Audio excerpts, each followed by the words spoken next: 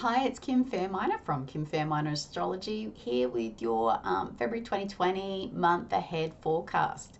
So the big news this month is Mercury retrograde. Yeah, it's coming for you and it's going to be in Pisces. So things are going to get a little wild and uncontained. But yeah, let's not get too far ahead of ourselves. Right now, as I'm recording this, Mercury is poised to go into the shadow zone. Now, what the shadow zone is, it's the part of the zodiac that Mercury is going to move into and then travel back over. So this part of the zodiac gets like 3 passes where Mercury goes forwards and then he stations retrograde and then he goes back over that part and then he stations direct and then it'll go over again. So that area of your chart is gonna like really be where this Mercury retrograde reviews information, reconnects you with people from your past. They're coming for you. It all depends on where Pisces is in your chart, but if you check your February horoscopes, there's some big clues as to which house is going to be activated. If you really love to do and get into your personal astrological chart and your natal places, I'm actually offering an introductory DIY astrology next week. So yeah, get on that right now. I'll pop the link in the comments. So anyway, yeah, Mercury goes into the shadow phase at 28 degrees of Aquarius on the 2nd of February. It's a great time to back up your technology, and just tidy up any loose ends before the retrograde starts.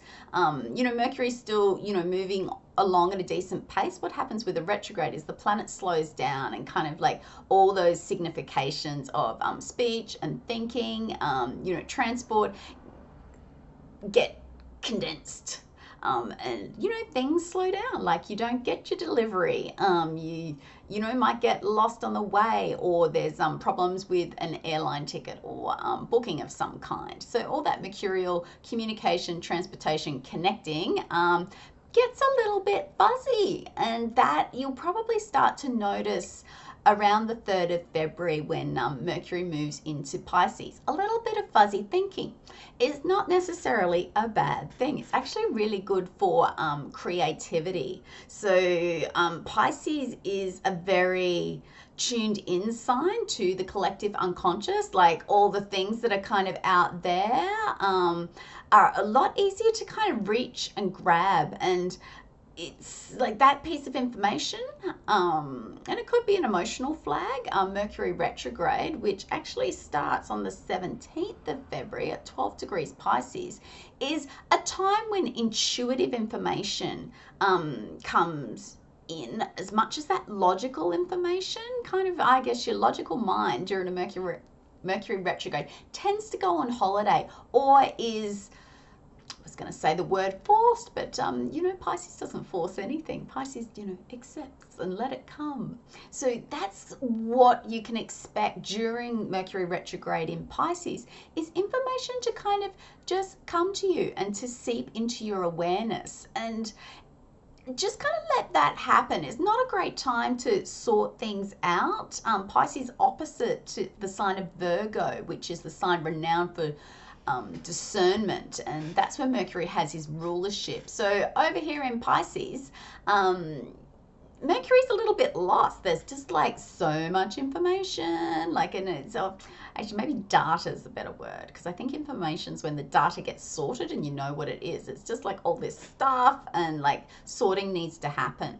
So that is what you can expect with Mercury retrograde in Pisces. It could be a really emotional time as well, because emotions are essentially a flag to a truth or something deeper within us that perhaps we're not kind of getting, and the emotion tells us, look at this thing, look at how that person's treating you, what do you want out of this interaction that you're not getting? Or if it's a good emotion, what are you getting? Why is this relationship satisfying? Why is that accomplishment filling me with pride and joy? So emotions tell you stuff and are a really great indicator of how you're traveling. And all that information is going to be coming straight to you, bypassing that logical mind where, you kind of put up barriers and you go, oh, not now. I don't want to deal with that information. Like with Mercury retrograde, it's all just going to come at you.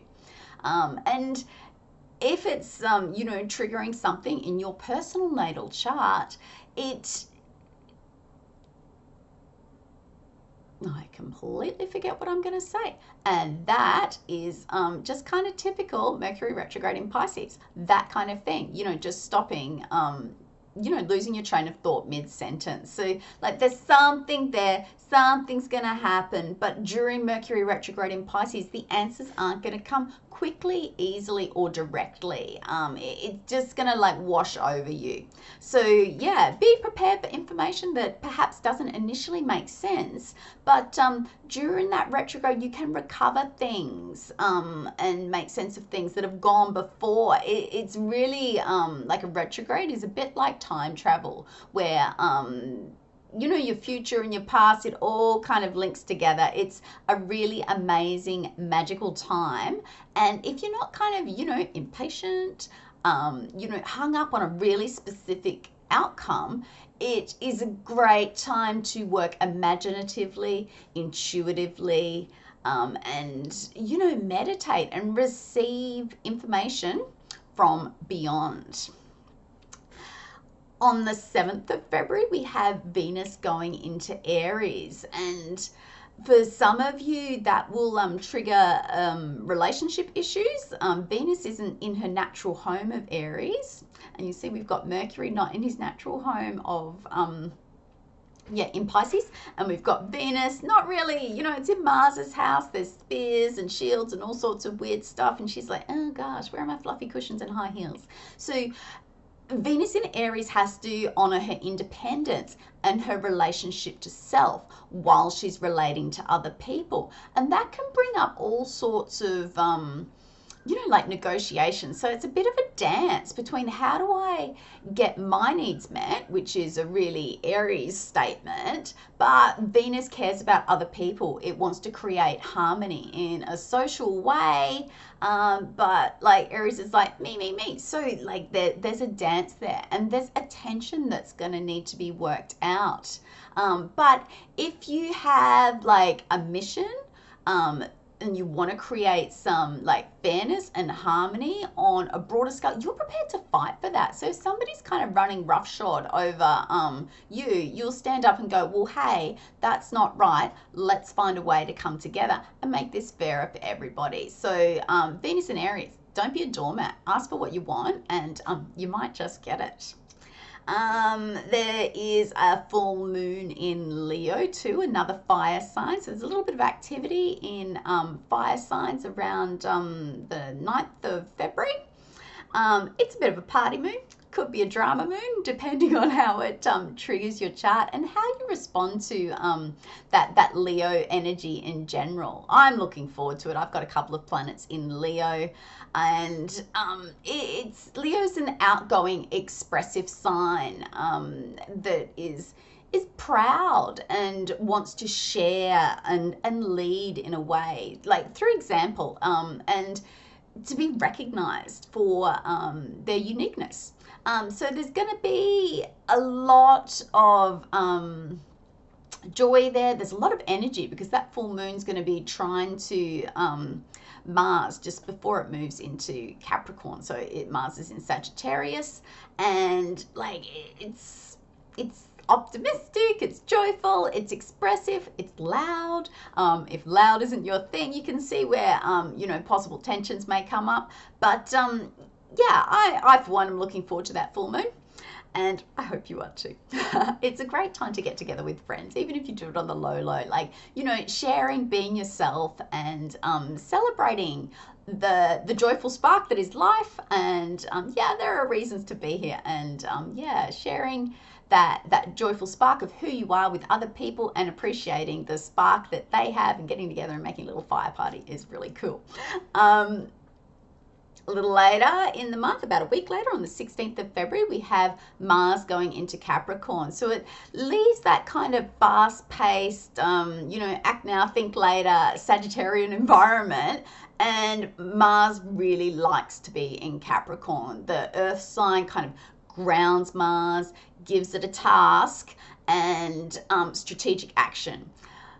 That's my, go-to for Mars in Capricorn. So wherever you've got that Capricorn part of your chart, it's a bit of a grind. Jupiter's there right now, but Mars is going to kind of stir that up. So if the heavy long-term Saturn energy's been like, oh my gosh, when is this going to shift? You've been putting in the work and you want to see some action, some results. Mars into Capricorn is going to help you make things happen.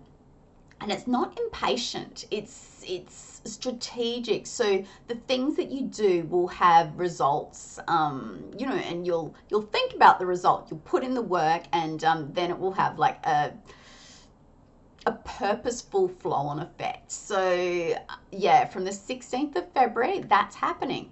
Weird thing is though, that's exactly when Mercury goes retrograde in Pisces at 12 degrees. So while like one area of your life, you're like, right, let's get into this, communications are going to go a little bit screwy. So keep that in mind, when you're looking to make some